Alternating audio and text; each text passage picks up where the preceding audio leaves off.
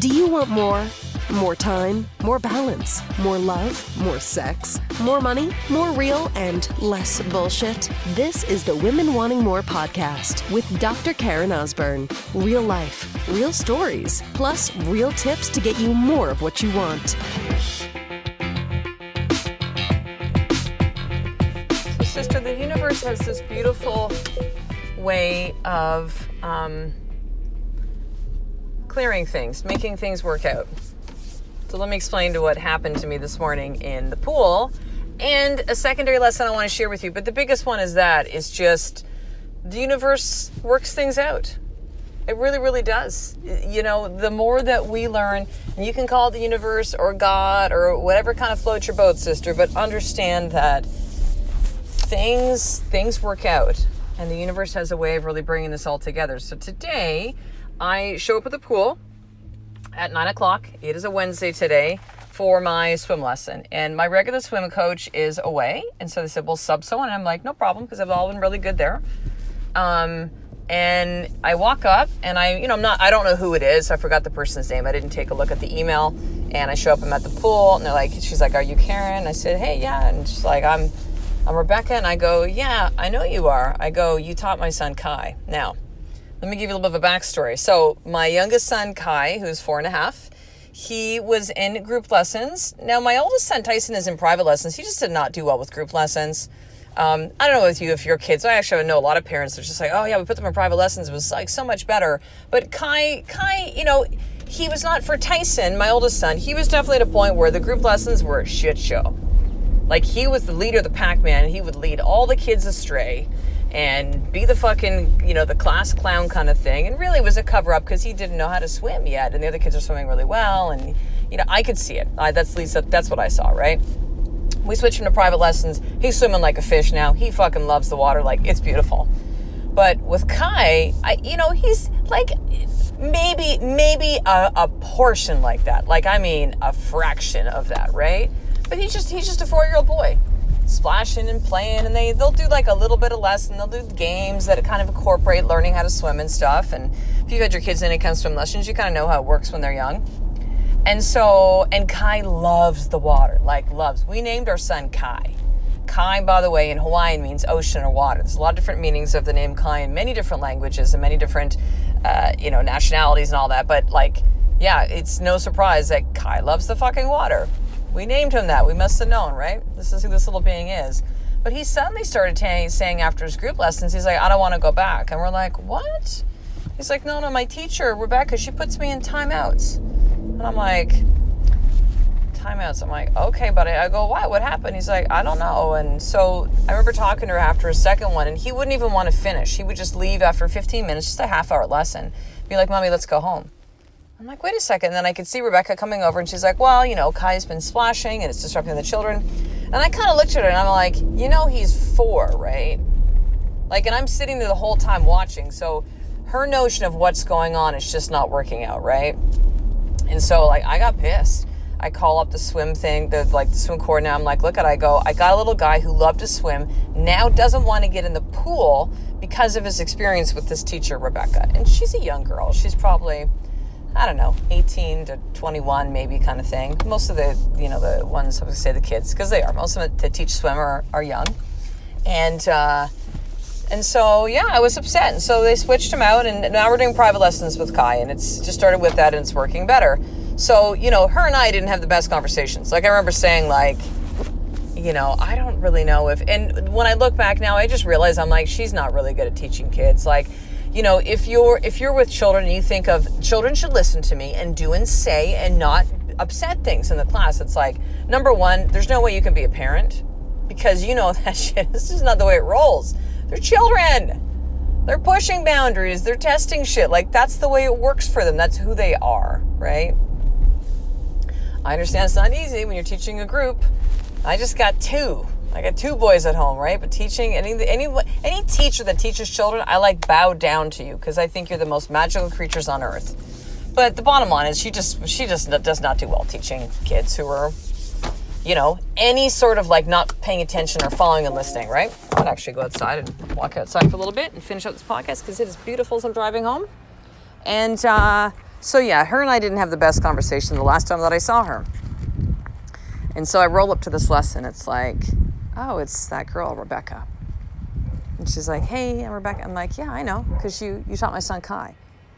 And I knew she knows who I am. We live in Victoria. It's not a huge, huge city. And so I'm like, well, you know what? I got options right now, right? I could go like, ugh. And I'm sure maybe she was thinking, she might have even seen my name. I'm sure she did kind of on the sheet and be like, oh my God, that's Kai's Osborne. Oh God, that's her mom. Oh God, right? And maybe been stressing about it whenever. And I was like, you know what? I'm just going to let this roll, man. I have no issues with this girl. I just kind of realized like she just is not good for teaching children. Definitely not my boy. And we found out a solution that seems to be working better. And I was like, I'm just going to be open to working with her. And I could tell that she's maybe a little bit nervous. And I'm sure they are with any, new student, right, that they're teaching, especially when she was just subbing in for somebody else. The substitute teacher thing, right? Trying to figure out, I'm giving her a little bit of rundown of where I am with my swimming skills and what I really still need to work on and what's hard for me and what's working, so she can kind of figure out what we can begin to work on together. And we had it was a great lesson, like different than my current teacher, Caitlin, who's also wonderful, but it was just like, it was different, different personal, but a different approach. I think I talked a little bit more with her. I was having definitely a frustrating day, which is something else I want to share that Rebecca said, which was I really connected with that.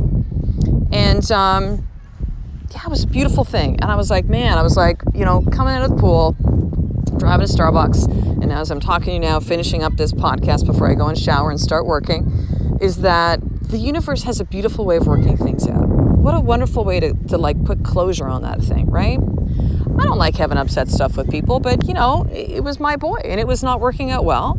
And it was not okay that Kai had this experience. And I need to let them know, because Kai will not be the only other child that does this. And because again, he was he could not wait for swimming. He's like, are we going today? We going today? Like he just wanted to be in the water all the time. And the fact that it just swung to the other side, I was pretty upset with that, because of that experience. And listen, we all know, we've probably all had teachers. I know you have. You definitely have had a teacher that turned you off to something at some point. I did. I remember a math teacher when I was in grade 10. Grade 10.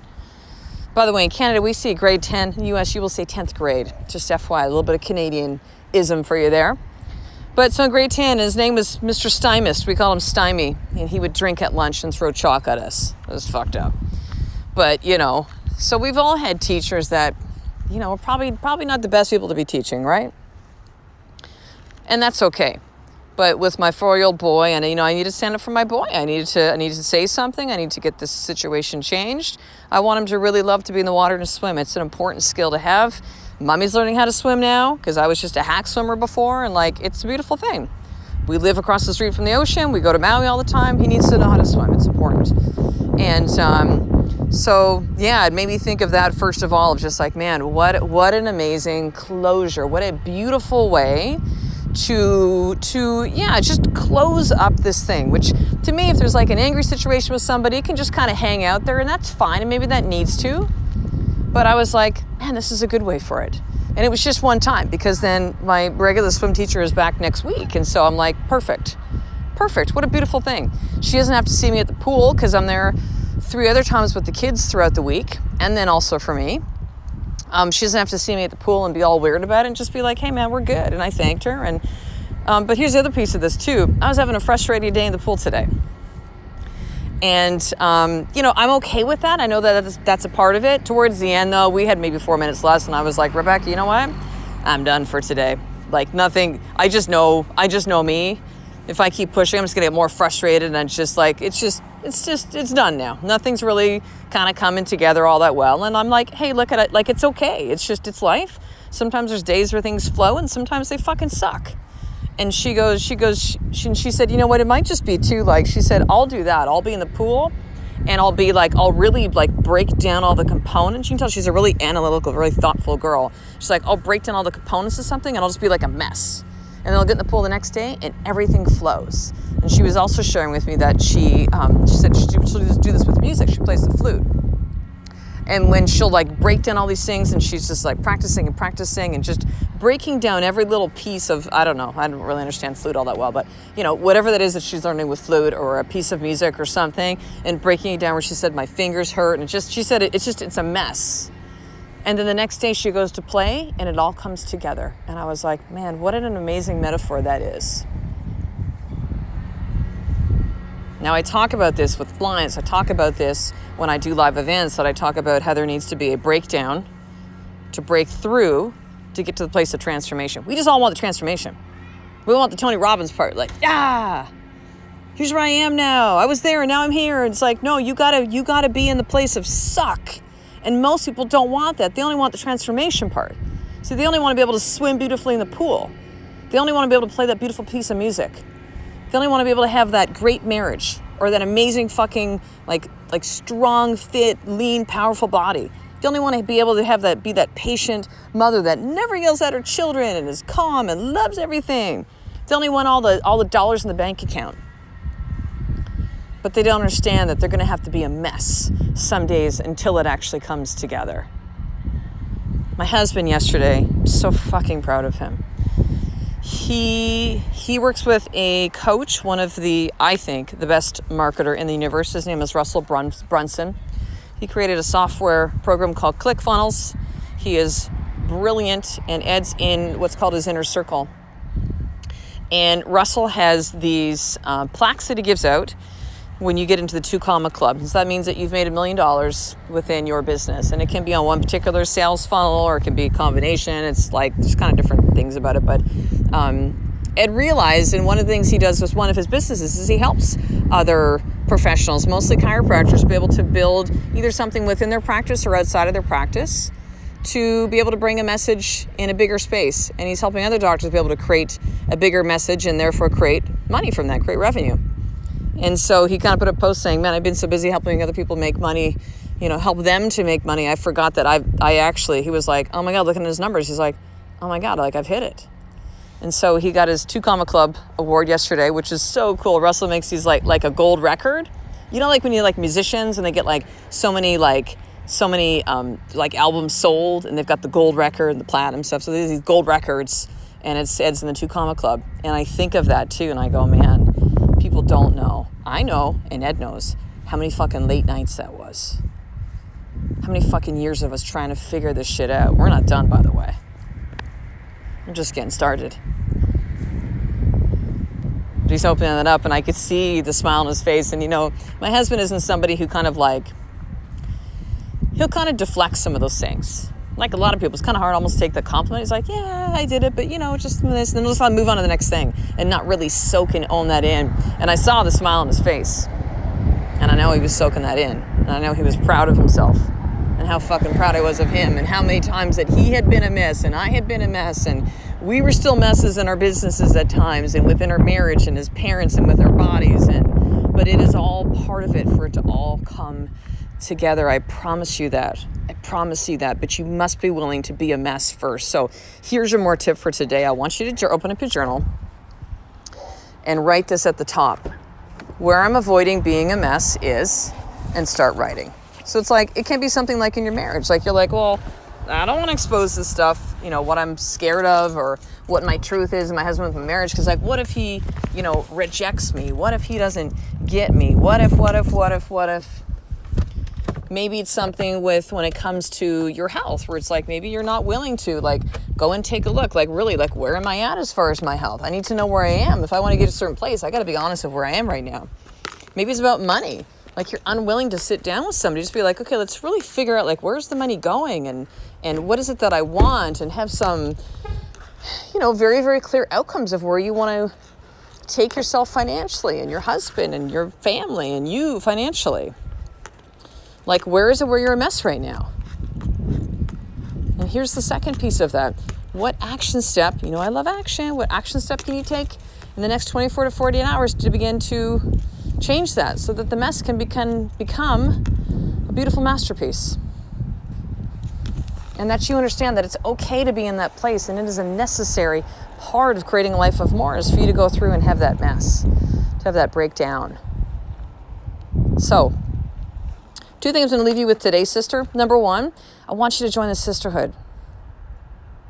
This is not for me. This is for you. This is for you to be around other powerful women that want the same thing. You do not have to do this alone, sister. You need to stop thinking that this is the way it works. It doesn't work when you do this alone. I'm telling you right now, I tried it for decades. It didn't work. When I started to be around other women, other powerful people that were like me, is when everything began to shift and come together. So women that want more within their marriage, they want more with their body, they want more with their children. This is really the tools to make this all happen inside the sisterhood in this group coaching program. So I want you to head over to drkarenosborn.com/sisterhood, and you can sign up for $1 for the first 7 days. After that, it's a whopping $47 a month. Like, it's nothing. It's nothing. Do you know, that's like a couple dollars. It's like $1.50. It's $1.50 a day. I worked at the math. $1.50 a day for you to begin to create a life of more and give you the tools to make that happen. So that's at drkarenosborn.com/sisterhood. You're going to see some new videos as well from some sisters and how the sisterhood has really helped them and their stories of where they were and where they are now because of the sisterhood. And the second thing, make sure to subscribe to the 101 to More newsletter. I'm going to teach you how to start your day in a place of power and to learn how to drop your stories and create new ones with 2 very exclusive video trainings that I created in a private Facebook group that I'm now actually giving that away as a gift for everyone that subscribes to the newsletter. So that's over at drkarenosborn.com/action guide. And that way you can also have VIP access to everything Women Wanting More. So I will talk to you in the next episode, sister. A life of more is just one step away from you doing the fucking work every single day. I love and appreciate you. To get the show notes of each Women Wanting More episode, including the How to Get More tip, subscribe to the newsletter at drkarenosborn.com/newsletter.